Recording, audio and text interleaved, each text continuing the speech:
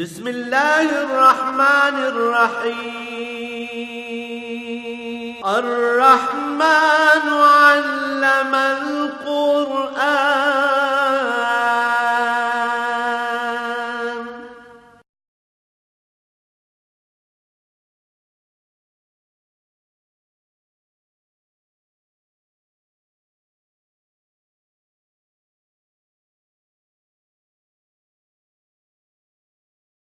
الحمد للہ رب العالمین والصلاة والسلام علی حبیبہ محمد وآلہ وصحبہ اجمعین۔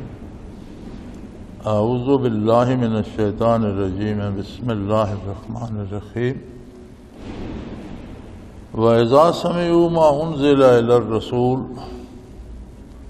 تَرَىٰ أَعْيُنَهُمْ تَفِيضُ مِنَ الدَّمْعِ مِمَّا عَرَفُوا مِنَ الْحَقِّ یقولون ربنا آمنا فاکتبنا مع الشاہدین وما لنا لا نؤمن باللہ وما جاءنا من الحق ونطمع ان يدخلنا ربنا مع القوم الصالحین فأصابهم اللہ بما قالوا جنات تجری من تحتها الانہار خالدین فیہا وذلک جزاء المحسنین والذین کفروا وکذبوا بآیاتنا اولئک اصحاب الجحیم۔ اللہم سبحانک لا علم لنا الا ما علمتنا انک انت العلیم الحکیم۔ مولایا صلی وسلم دائما ابدا علی حبیبک خیر الخلق کلہم۔ سورہ مائدہ 7واں پارہ شروع ہوتا ہے یہاں سے۔ جو بات پہلے چل رہی تھی کہ یہود، نصارہ، مشرکین، کفار یہ سارے اسلام کے اور مسلمانوں کے دشمن ہیں اور ان سے بھلائی کی توقع نہ رکھی جائے۔ اس میں ارشاد فرمایا کہ ان میں نصارہ ایک حد تک دشمنی میں دوسروں کی نسبت کم ہیں، بِأَنَّ مِنْهُمْ قِسِّيسِينَ وَرُهْبَانًا، ان میں کچھ لوگ اہل علم بھی ہیں اور کچھ درویش منش تارک الدنیا ہیں اور ان میں تکبر نہیں ہے۔ اب اس میں جو اشتباہ پیدا ہوتا تھا کہ کیا عیسائیوں میں کچھ لوگ اسلام اور مسلمانوں کے دوست ہیں، اس کی وضاحت ان اگلی آیات میں فرما دی کہ مسلمانوں کے دوست عیسائیوں میں بھی صرف وہ لوگ ہیں وَإِذَا سَمِعُوا مَا أُنزِلَ إِلَى الرَّسُولِ، کہ جو کچھ رسول اللہ صلی اللہ علیہ وسلم پر نازل ہوا جب وہ سنتے ہیں، تَرَىٰ أَعْيُنُهُمْ تَفِيضُ مِنَ الدَّمْعِ، تو ان کی آنکھوں سے اشک رواں ہو جاتے ہیں، مما عرفوا من الحق، چونکہ وہ حق کو پہچانتے ہیں اور کہتے ہیں اے ہمارے رب ہم ایمان لائے اور ہمیں ایمان پر شہادت دینے والوں کے ساتھ لکھ کے، یہ سادہ سا ترجمہ میں عرض کر دوں۔ اور پھر کہتے ہیں کہ ہمیں کیا ہے، کیوں ہم ایمان اللہ کے پاس نہ لائیں جبکہ اللہ کی طرف سے حق ہمارے پاس آیا ہے اور ہم یہ چاہتے ہیں، ہماری آرزو ہے کہ اللہ ہمیں نیک لوگوں کے ساتھ داخل کرے۔ تو وہ جو تمنا کرتے ہیں فَأَصَابَهُمُ اللَّهُ بِمَا قَالُوا، اللہ ان کی تمنا پوری فرماتے ہیں اور انہیں جنت میں داخل کرتے ہیں جس میں نہریں جاری ہیں اور اس میں ہمیشہ رہتے ہیں کہ ذَلِكَ جَزَاءُ الْمُحْسِنِينَ، جو لوگ خلوص دل سے اطاعت الہی کرتے ہیں یہ ان کا انعام ہے، اور جو لوگ کفر کرتے ہیں اور انکار کرتے ہیں ہماری آیات کا وہ تو دوزخ کے رہنے والے۔ یہ سادہ سا ترجمہ۔ واقعہ یہ ہوا، قرآن کریم کا نزول بے شک خاص ہے اور خاص واقعات کے ساتھ منسلک ہے، لیکن قرآن کا حکم عام ہوتا ہے اور قیامت تک کے لیے یہی کتاب ہے، اس کے احکام عام ہیں۔ واقعہ یہ ہوا کہ جب مکہ مکرمہ میں مسلمانوں پہ عرصہ حیات تنگ ہوا تو حضور نے کچھ صحابہ کبار رضوان اللہ علیہم اجمعین کو ہجرت حبشہ کا حکم فرمایا، تو کچھ حضرات بال بچوں سمیت ہجرت کر کے حبشہ چلے گئے۔ نجاشی حکمران تھا وہاں کا، اور وہ عیسائی تھا اور نیک آدمی۔ تو جب یہ لوگ مکہ مکرمہ سے ہجرت کر کے حبشہ پہنچے تو اہل مکہ نے اپنا ایک وفد بھیجا تحفے تحائف دے کر بادشاہ کے پاس کہ یہ لوگ ہمارے دین کے اور عقیدے کے باغی ہیں اور انہوں نے نیا مذہب ایجاد کر لیا ہے اور ہمارے معاشرے کو، ہماری تہذیب کو تباہ کر رہے ہیں، اور یہ ہمارے بھاگے ہوئے لوگ ہیں، آپ انہیں ہمارے حوالے کریں، ہم انہیں واپس مکہ مکرمہ لے جائیں۔ جب یہ وفد شاہی دربار میں پہنچا تو شاہ حبشہ نے بلوایا مہاجرین کو کہ ان کی بات بھی سنی جائے۔ حضرت جعفر بن ابی طالب رضی اللہ تعالی عنہ نے حضور کی تعلیمات بیان فرمائیں، کچھ سوال و جواب ہوئے تو شاہ نجاشی نے کہا کہ یقیناً جو کچھ یہ کہہ رہے ہیں یہ اوصاف ایک نبی اور رسول کے ہی ہو سکتے ہیں، اور جس دین کے بارے یہ بات کر رہے ہیں یہ تو سراسر نیکی ہے، میں ایسے نیک لوگوں کو تمہارے حوالے نہیں کروں گا، یہ میرے ملک میں پورے آرام سے رہ سکتے ہیں۔ چنانچہ اہل مکہ کے تحائف واپس کر دیے اور انہیں ناکام لوٹنا پڑا۔ دنیسنا حضور صلی اللہ علیہ وسلم بھی ہجرت فرما کر مدینہ منورہ جلوہ افروز ہوئے، اور وہ لوگ جو ہجرت کر کے چلے گئے تھے وہ بھی واپس آ کر مدینہ منورہ آ گئے۔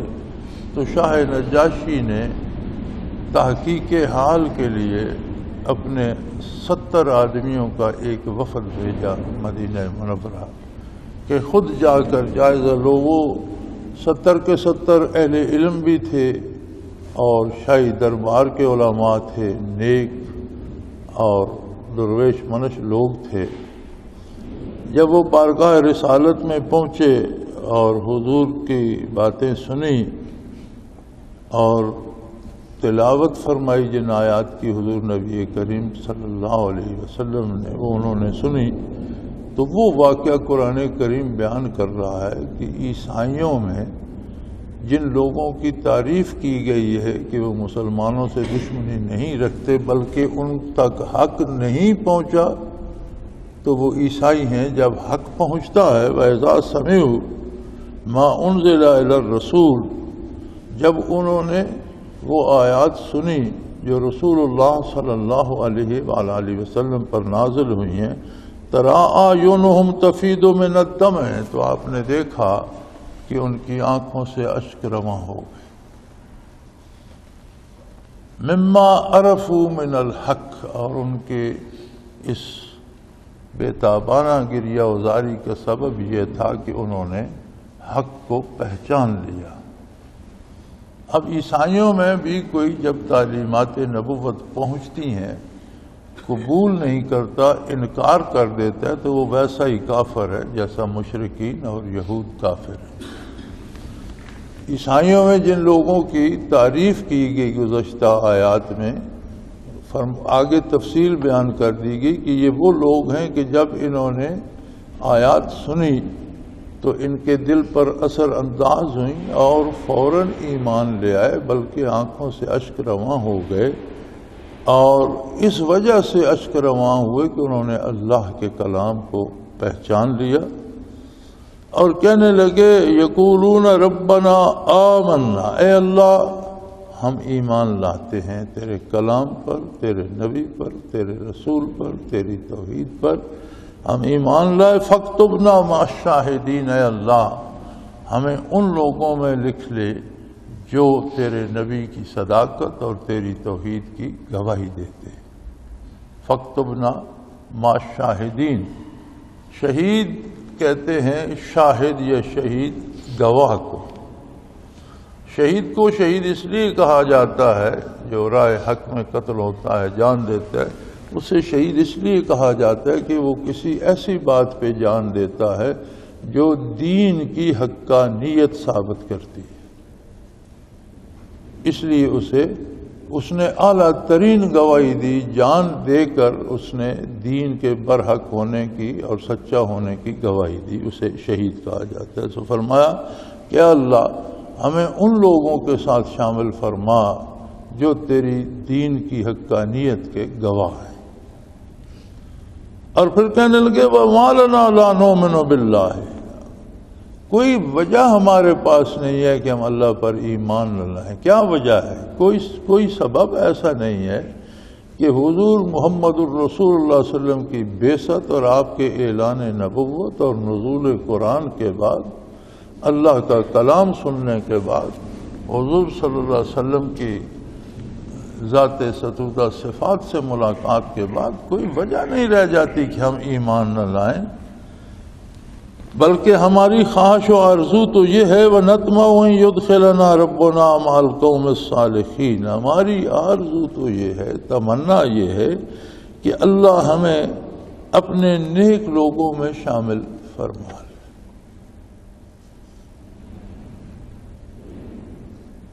یہ بڑی خوبصورت بات ہے۔ الحمدللہ قرآن کی ساری باتیں اور حضور صلی اللہ علیہ وسلم کی ساری باتیں خوبصورت، بے مثل و بے مثال ہیں۔ ہر جملے، ہر آیت میں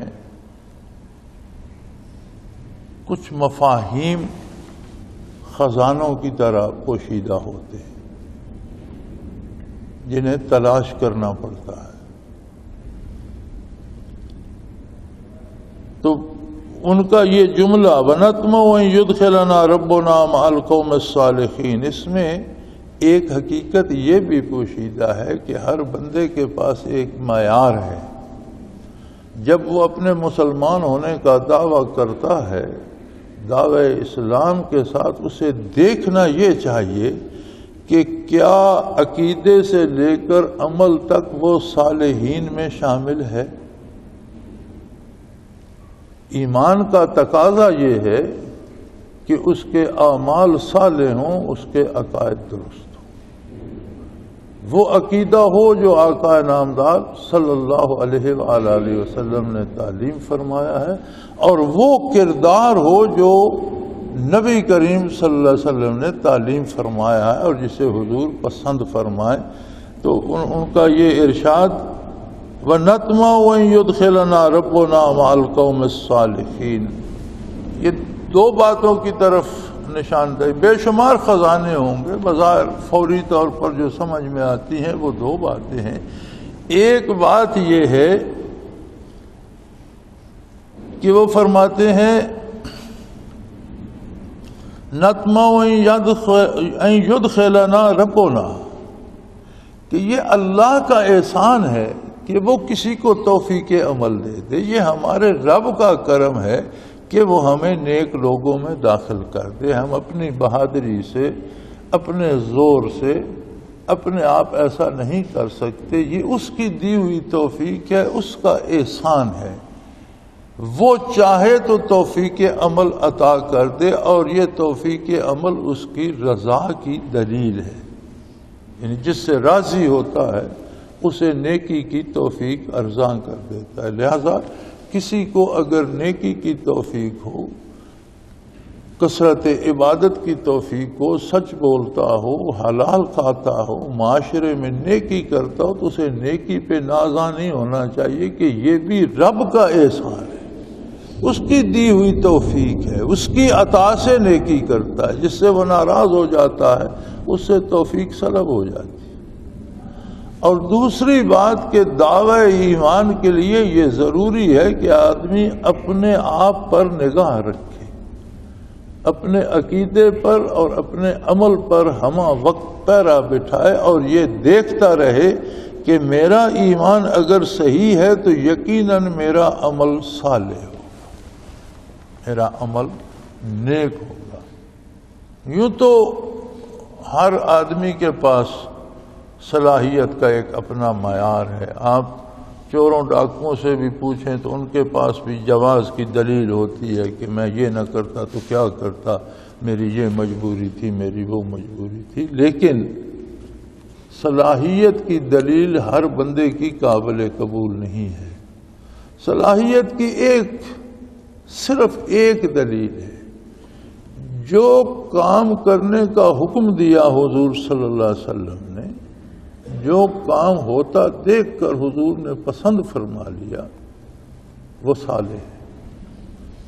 یعنی جو بات، جو جملہ، جو کام بارگاہ نبوی میں مقبول ہے وہ صالح ہے، اور جو بات، جو جملہ، جو کام بارگاہ نبوی میں مقبول نہیں ہے وہ غیر صالح ہے، وہ صالح نہیں ہو سکتا. یعنی صلاحیت کی دلیل مقبولیت پانا بارگاہ رسالت میں.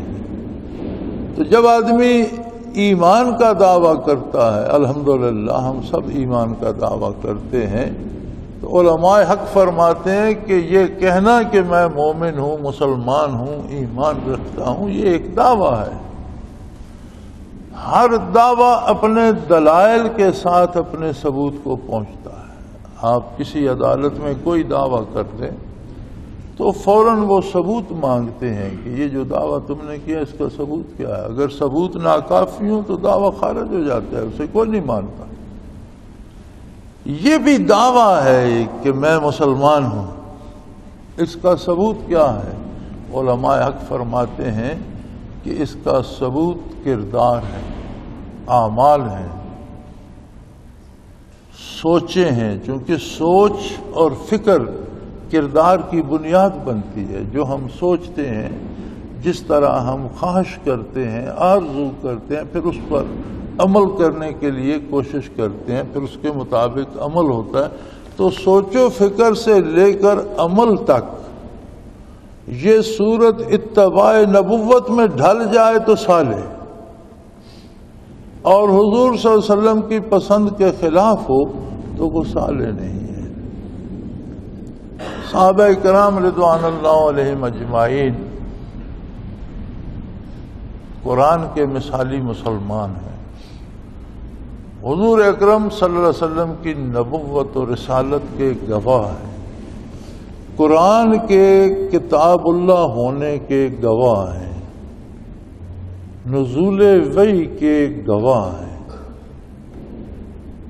ہم تک جو علم پہنچا اللہ کی ذات اور اس کی صفات کے بارے اس کے گواہ ہیں.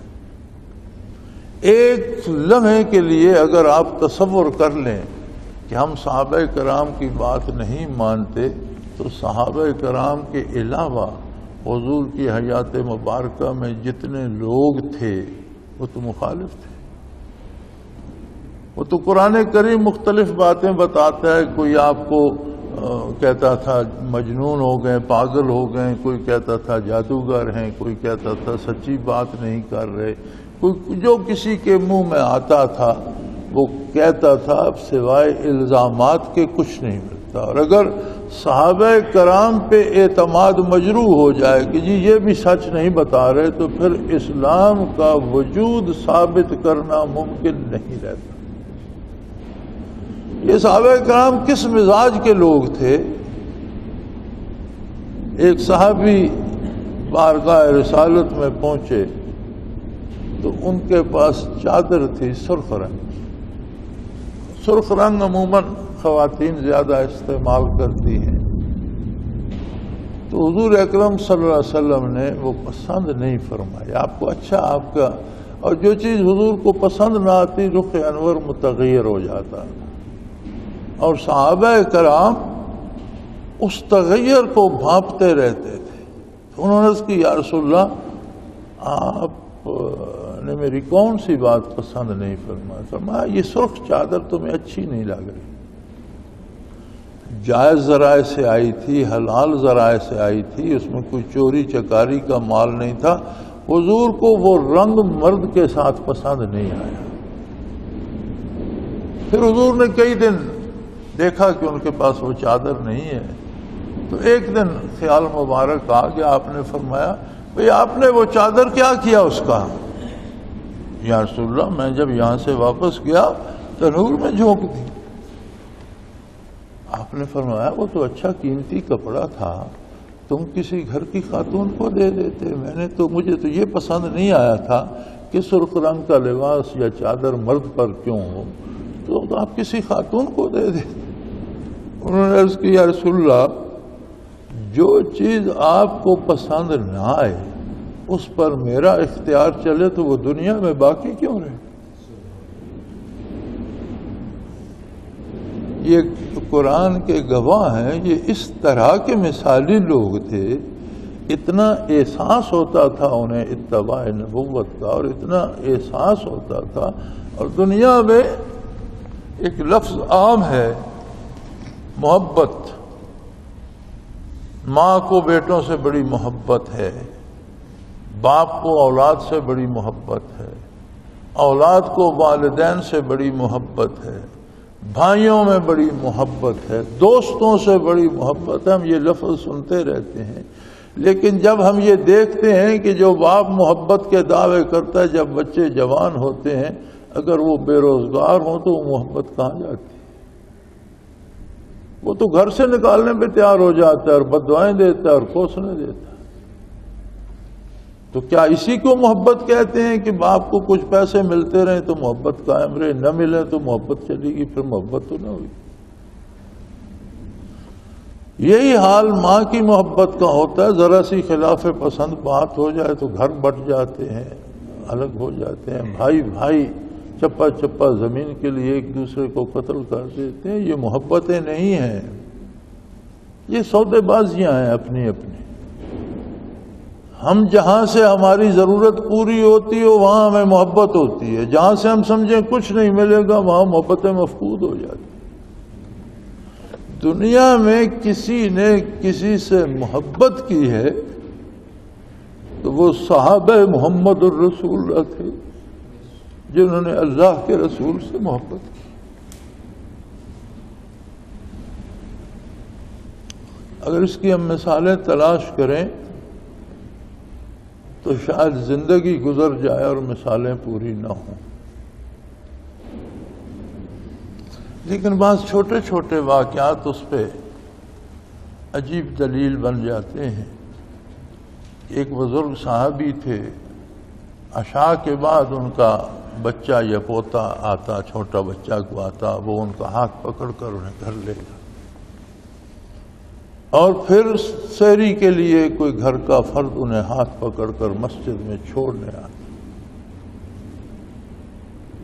اور سارا دن ٹھیک ٹھاک اپنا کام کرتے، کاروبار کرتے، چلتے پھرتے، نماز کے بعد ٹھیک ٹھاک۔ ایک دن کسی نے پوچھ لیا کہ کیا وجہ ہے، عشاء کے بعد آپ کو کچھ نظر نہیں آتا، کوئی پکڑ کے لے جاتا ہے، اور فجر سے پہلے آپ کو کچھ دکھائی نہیں دیتا، کوئی پکڑ کے لاتے، سارا دن آپ ٹھیک ہوتے ہیں؟ تو انہوں نے کہا یار تم نے پوچھ ہی لیا، میں جب رات ہوتی ہے حضور عشاء پڑھاتے ہیں، حضور سامنے ہوتے ہیں، میں دیکھ رہا ہوتا ہوں، حضور فرائض سے فارغ ہو کر حجرہ اقدس میں تشریف لے جاتے ہیں، میں آنکھ بند کر لیتا ہوں۔ میں نہیں چاہتا کہ حضور اکرم صلی اللہ علیہ وسلم کے بعد کسی اور کو دیکھوں، میری رات آنکھ بند کر کے بسر ہوتی ہے، سحری پڑھنے آتا ہوں میری آنکھ بند ہوتی ہے، جب حضور حجرہ اقدس سے قدم مبارک مسجد میں رکھتے ہیں مجھے احساس ہوتا ہے کہ حضور تشریف لائے، تو میں آنکھ کھولتا ہوں کہ میری دن کی پہلی نظر حضور پہ پڑے اور دن کی آخری نظر حضور کو دیکھے۔ اب یہ کوئی فرض واجب تو نہیں تھا، اب جو بندہ اس حد تک محبت کرتا ہے وہ کسی حکم کی تعمیل نہیں کرتا، کسی عمل میں کوتاہی کرتا۔ ہمارا کیا ہے، ہم تو دن بھر کلمہ بھی پڑھتے رہتے ہیں، اللہ اللہ بھی کرتے رہتے ہیں، مسلمانی کا دعویٰ بھی کرتے ہیں، اور دنیا کا ہر ظلم ہم سے امید رکھی جا سکتی ہے ہم کر گزر۔ پورے ملک میں جو مر رہے ہیں وہ بھی کلمہ گو ہیں، جو مار رہے ہیں وہ بھی کلمہ گو ہیں۔ بے پناہ قتل عام ہو رہا ہے. ایسے پتہ چلتا ہے یہاں کوئی نظام، کوئی سسٹم. اس طرح تو کسی کافر ملک میں بھی دہشت گردی نہیں ہوتی. جتنا قتل عام آج پاکستان میں ہو رہا ہے شاید اتنا بغداد میں نہیں ہوا. کل 3 جگہ لاہور پہ کتنے لوگ قتل ہوئے، کوہاٹ میں قتل ہوئے، پشاور میں قتل ہوئے. آج ابھی خبر آ رہی تھی کہ پشاور میں اور دھماکہ ہو گیا، اتنے لوگ مارے گئے، اتنے چلے گئے. یہ کیا ہو رہا ہے؟ یہ کون سا اسلام ہے؟ کون سی مسلمانی ہے؟ اسلام تو سلامتی کا مذہب ہے. مسلمان سے تو کسی کو کوئی خطرہ نہیں. 10 سالہ حیات مبارکہ جو مدینہ منورہ کی ہے، ان 10 سالوں میں 84 کے لگ بھگ غزوات و سرایہ ہیں، 84 جنگیں ہیں جو مسلمانوں کی کافروں کے ساتھ ہوئی، جن میں بنفس نفیس نبی کریم صلی اللہ علیہ وسلم نے شرکت فرمائی، اسے غزوہ کہتے ہیں.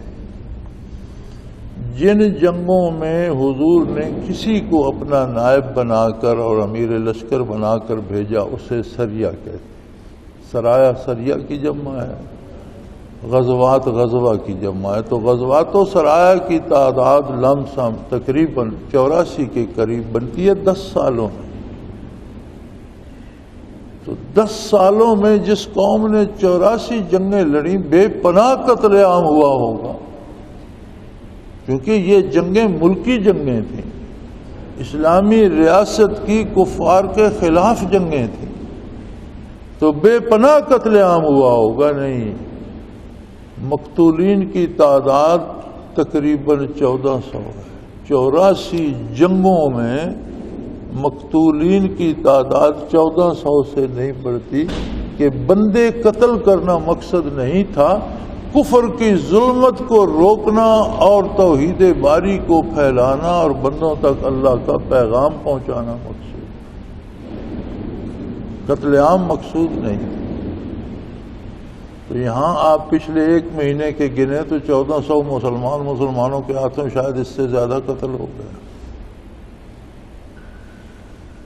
اور بڑی اس سے بھی عجیب تر بات یہ ہے کہ سیاستدان اور سرکاری عہدیدار مذمت کرتے ہیں. صدر صاحب مذمت کرتے ہیں، وزیر اعظم مذمت کرتے ہیں، وزیر اعلیٰ مذمت کرتے ہیں، وزراء مذمت کرتے ہیں، سارے سیاستدان مذمت کرتے ہیں. بھائی مذمت تو وہ کرے جس کے اختیار میں کچھ نہیں. اللہ نے تمہیں اختیار دیا ہے، تمہیں تو انصاف کرنا ہے. مذمت کر کے کہاں بری ہو جاتے ہو؟ تم تو انصاف کرو. اور جب سے یہ دہشت گردی شروع ہوئی ہے، ہمیشہ ہم سنتے آئے ہیں 2 گرفتار ہو گئے، 4 گرفتار ہو گئے، 1 پکڑا گیا. تفتیش کی پتہ چلا اتنے بہاولپور سے پکڑے، اتنے دریا خان سے پکڑے، اتنے فلاں شہر سے پکڑے گئے، اتنے لاہور سے، اتنے پنڈی سے. یہ جو پکڑے جاتے ہیں یہ کس دروازے سے چھوٹ جاتے ہیں؟ آپ میں سے کسی نے سنا آج تک کسی کو دہشت گردی میں سزا ہوئی؟ میں نے نہیں سنا. میں ممبر پہ بیٹھا ہوں، باوضو بیٹھا ہوں، میرے سامنے قرآن کریم کھلا ہوا پڑا ہے. میں نے نہیں سنا کہ یہ جو پکڑے جاتے ہیں ان میں سے کس کو پھانسی پہ لٹکایا گیا. ان کا تو حق یہ بنتا تھا کہ انہوں نے گلی سے گزرتے ہوئے عوام کو، بیچارے بے گناہ لوگوں کو قتل کیا، انہیں تو اسی گلی میں لٹکایا جاتا. تو قوموں کی زندگی انصاف پہ ہوتی ہے، قصاص پہ ہوتی ہے، بدلے پہ ہوتی ہے. وَلَكُمْ فِي الْقِصَاصِ حَيَاتٌ يَا أُولِي الْأَلْبَابِ، اے اہل دانش، قصاص اور انصاف اور عدل میں تمہاری قومی زندگی ہے. عدل سزا کے لیے نہیں دیا جاتا، کسی کو خراب کرنے کے لیے نہیں دیا جاتا. قومی زندگی کے تحت جہاں سے عدل اٹھ جاتا ہے وہاں پھر یہی حال ہوتا ہے. وہاں پولیس کھڑی کر دو، وہ راستہ بند کر دو. اب کل سے پشاور میں ہائی ریڈ الرٹ تھا، اس کے باوجود آج پھر دھماکہ ہو گیا. ہائی ریڈ الرٹ کیا کرے گا جب انصاف نہیں ہوتا؟ جو پکڑے جاتے ہیں وہ چھوٹ جاتے ہیں یا پتہ نہیں کہاں جاتے ہیں. ہمارے پاس چھوٹنے کا بھی کوئی ثبوت ہم نے تو نہیں سنا.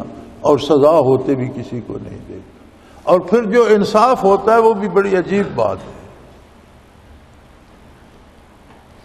انصاف ہوتا ہے انگریز کے بنائے ہوئے غلامانہ نظام کے مطابق۔ اس بات کو کوئی نہیں سوچتا کہ یہ ملک جب آزاد ہوا اس کے بعد اس پر انگریز کے غلامانہ نظام کے نفاذ کا کوئی جواز باقی رہتا ہے۔ انگریز نے بر صغیر کو فتح کیا تھا، چوری سے کیا، دھوکے سے کیا، ہیرا پھیری سے کیا، فتح تو کیا تھا۔ سارا بر صغیر غلام تھا، انگریز مالک تھا۔ اس نے ایک نظام بنایا جسے کالونیل سسٹم کہتے تھے، جسے سلیوری سسٹم کہتے تھے، جو غلاموں کے لیے تھا۔ جو نظام غلاموں کے لیے وضع بنایا، یاد رکھیں ملازم اور غلام میں فرق ہوتا ہے۔ ملازم پھر ہر مہینے تنخواہ پاتا ہے، غلام کی تنخواہ نہیں ہوتی، اجرت نہیں ہوتی۔ غلام کو کام کرنا ہے اور زندہ رہنا ہے۔ جو مالک دے دے وہ کھانا ہے، جو پہنا دے وہ پہنا ہے۔ جتنا کام اس نے کرنا ہے وہ مالک کا ہے، جو آمدن آئے گی مالک کی ہوگی۔ انگریز مالک تھا، ہم غلام تھے، غلامانہ نظام ہم پر مسلط تھا۔ انگریز چلا گیا، ملک آزاد ہو گیا، حق تھا نا غلامانہ نظام ختم ہو جاتا، آزادانہ نظام بنایا جاتا، نہیں بنایا گیا۔ جن لوگوں کو اقتدار ملا انہیں مزہ آ گیا کہ یہ تو کام کرتے ہیں 16, 17, 18 کروڑ لوگ، اور اس کا ثمر سارا ہمیں آتا ہے، ہمارے بچے عیش کرتے ہیں، ان کے بچوں کو ٹاٹ میسر نہیں، ہمارے اعلیٰ سکولوں میں ایچیسن کالج اور برن ہال میں پڑھتے ہیں، اور انگلینڈ اور امریکہ جا کر پڑھتے ہیں، آکسفورڈ میں جا کے ڈگریاں لیتے ہیں۔ اس نظام ان کے لیے یہی صحیح ہے۔ وہی سلیوری سسٹم 62 سال سے چل رہا ہے، اور ہر سال جشن آزادی بھی منایا جاتا ہے اور اس کی پریڈیں بھی ہوتی ہیں۔ پتہ نہیں ہم بے وقوف ہیں، میرا خیال ہے ہم ہی بے وقوف ہیں کہ جنہیں زنجیریں بھی گلے میں ہیں، توق بھی گلے میں ہیں، بیڑیاں بھی لگی ہوئی ہیں پاؤں میں، ہاتھوں میں ہتھکڑیاں بھی ہیں، اور ہم جشن آزادی کی تالیاں بھی بجا رہے ہیں۔ آج تک کسی نے اس نظام کو نہیں بدلا۔ جو اوپر جاتا ہے وہ مالک بن جاتا ہے، جو نیچے ہیں سب غلام ہوتے ہیں۔ غلاموں کا کیا ہے؟ انہیں خوش کرنے کے لیے الیکشن کروائے جاتے ہیں۔ الیکشن کیا ہوتا ہے؟ آپ ووٹ کسی اور صندوق میں ڈالتے ہیں، وہ نکلتا کسی اور کھاتے ہیں۔ غلاموں کا کیا ہے؟ تمہاری رائے کی کیا حیثیت؟ ایک فراڈ ہے، ایک دھوکہ ہے۔ الیکشن بعد میں ہوتے ہیں اور جیتنے ہارنے والوں کی فہرستیں پہلے بن جاتی ہیں۔ میرے پاس اس کے ثبوت ہیں۔ تو ہم اس غلامی میں تڑپ رہے ہیں۔ یہ دہشت گردی جو ہے اس کی اور بھی بہت وجوہات ہوں گی، لیکن ایک بنیادی وجہ بھی یہ ہے کہ لوگ اس غلامی سے تھک چکے ہیں جس پر آزادی کا لیبل لگا ہوا ہے۔ خدا کے لیے اس غلامانہ نظام کو بدل دو۔ ہمارے حکمران اور ہمارے اہل ثروت اسلام سے ڈرتے ہیں۔ ایک تو ان کی گردن میں سریا ہے، وہ جھکنا نہیں چاہتے اللہ کے آگے۔ دوسرا، وہ مال کسی کے ساتھ شیئر نہیں کر، کسی غریب کو کوئی لقمہ نہیں دینا۔ اسلام سے اس لیے ڈرتے ہیں، وہ اسلام نہیں نافذ کرتے، نہ صحیح۔ دنیا کے سارے ملکوں میں تو اسلام نافذ نہیں ہے۔ امریکہ میں اسلام نہیں ہے، کینیڈا میں اسلام نہیں ہے، سکنڈینیویا، یورپ، برطانیہ اسلام نہیں ہے، لیکن ان کے اپنے نظام، ان کے بقول آزادانہ نظام ہے۔ ہر بندے کو حق ہے، اس کے بچے کو پڑھنے کا حق ہے، اس کو علاج معالجے کی سہولت ہے۔ جہاں امیروں کے بچے پڑھتے ہیں وہاں غریبوں کے بھی پڑھتے ہیں، ہر ایک کو پڑھنے کا حق ہے۔ ہم امریکہ پر لعنتیں برساتے رہتے ہیں، لیکن دیکھ لو امریکہ کا ایسا نظام تو ہے کہ ایک یتیم بچہ جو کالا بھی تھا اور غلام قوم کا تھا، اس میں لیاقت تھی، تو امریکی نظام میں اتنی گنجائش ہے کہ وہ آج امریکہ کا صدر ہے۔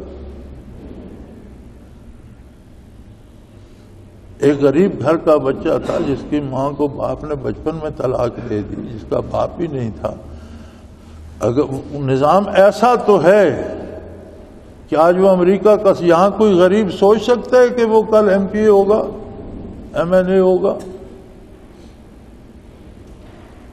تو لوگوں میں بھی ایمان کی کمی، آخرت کا خوف اور اتباع رسالت مفقود ہو چکا ہے، اور حکمرانوں نے بھی غلامی کو اتنا تنگ کر دیا ہے کہ اب لوگ زنجیریں توڑنے کے لیے تڑپ رہے ہیں. پاگل ہو گئے، جو سامنے آتا ہے اسے ٹکر مار دے.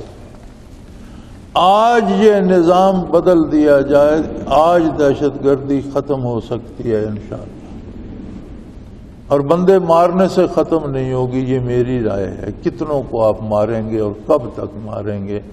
قتل کے بدلے قتل کرتے جائیں تو مسلسل یہ نظام ظلم کے بدلے ظلم چلتا جائے. تو وہ سحر انصاری نے کہا تھا کہ نئے دستور ہیں نئے زمانے کے لیے، نئے دستور ہیں نئے زمانے کے لیے. آگ ہی لائی گئی آگ بجھانے کے لیے.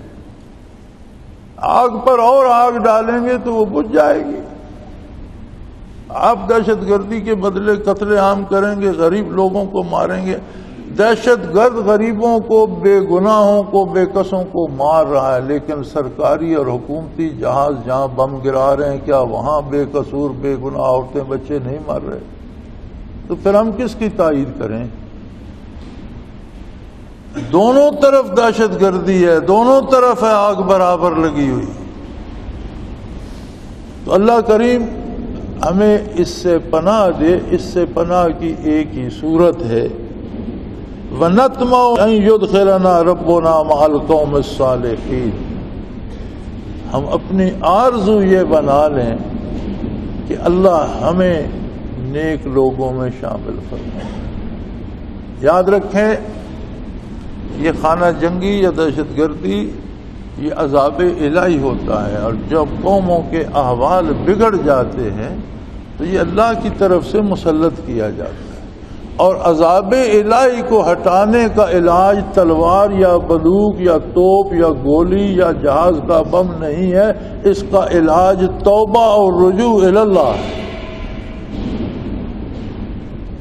اگر حکمران نہیں کرتے، دوسرے کم از کم ہم تو کر لیں. میں خود تو کر لوں، میں تو برائی چھوڑ دوں.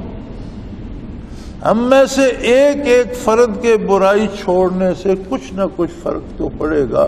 یہ سارے افراد جب برائی پہ تل گئے تو یہ حالت ہو گئی. اب سرکاری اعداد کے مطابق 16-17 کروڑ آبادی ہے، لیکن میری معلومات کے مطابق 21-22 کروڑ آبادی ہے پاکستان کی. بے شمار لوگ ایسے ہیں جنہیں سرکار گنتی نہیں.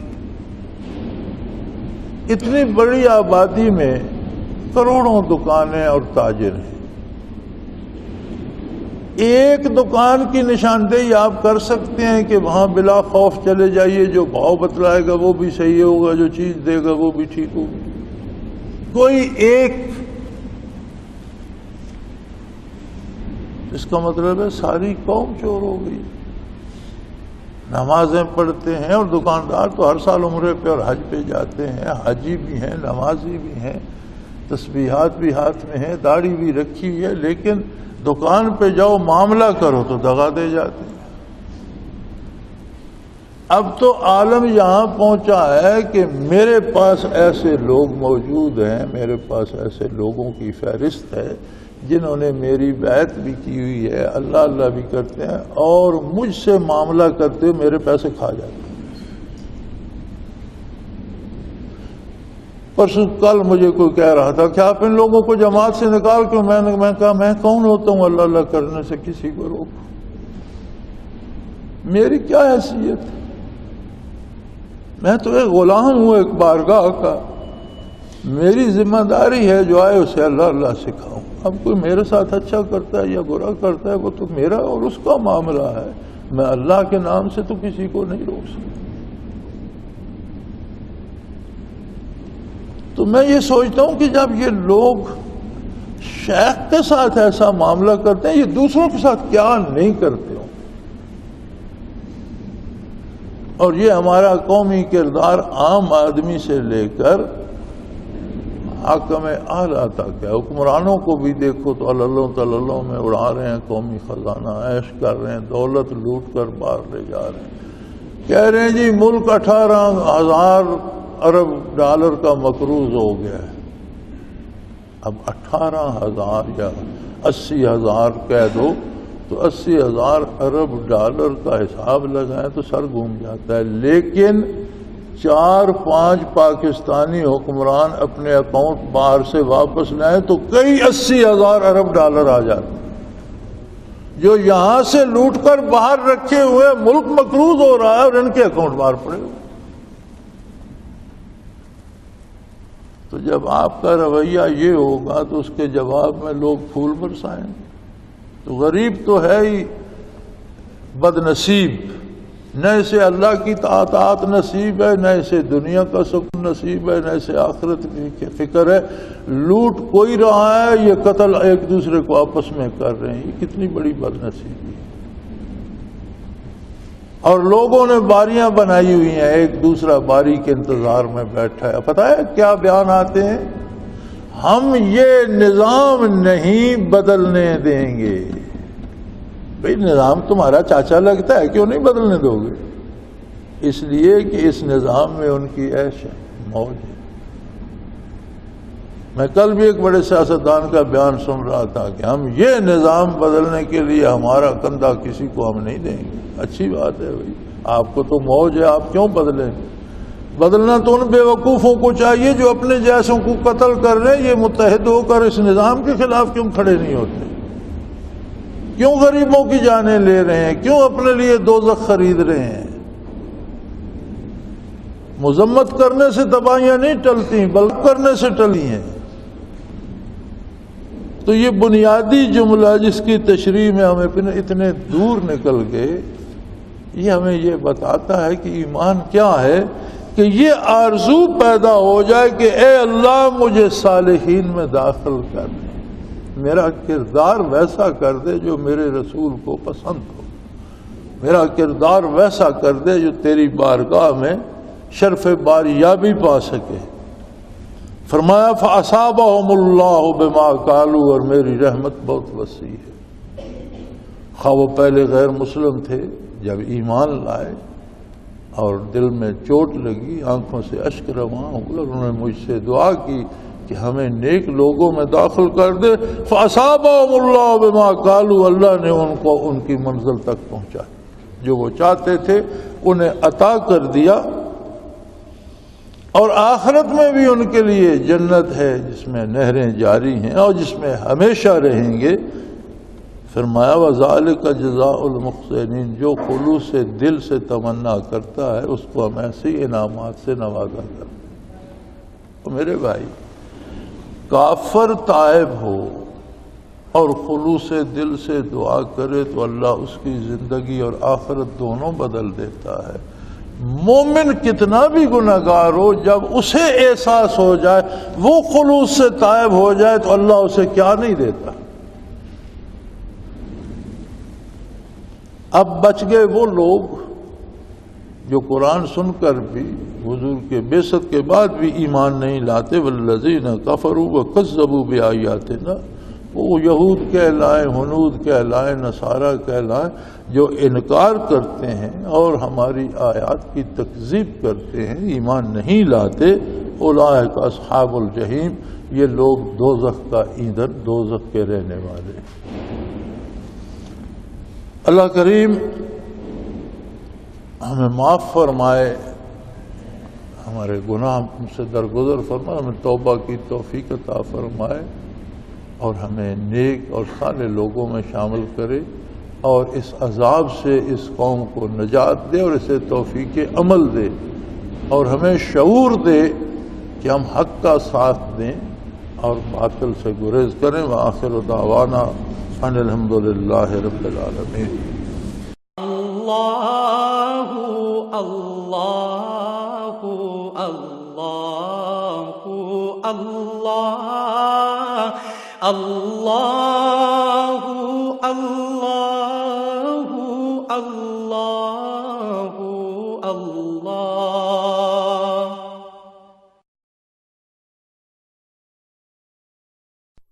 حضرت امیر محمد اکرم آوان مد ذلہ العالی دارالعرفان منارہ ضلع چکوال میں سالہ سال سے قرآن و حدیث کے اوپر خطابات کر رہے ہیں اور سلسلہ نقشبندیہ اویسیہ کے مطابق لوگوں کو ذکر الہی کی تربیت دے رہے ہیں۔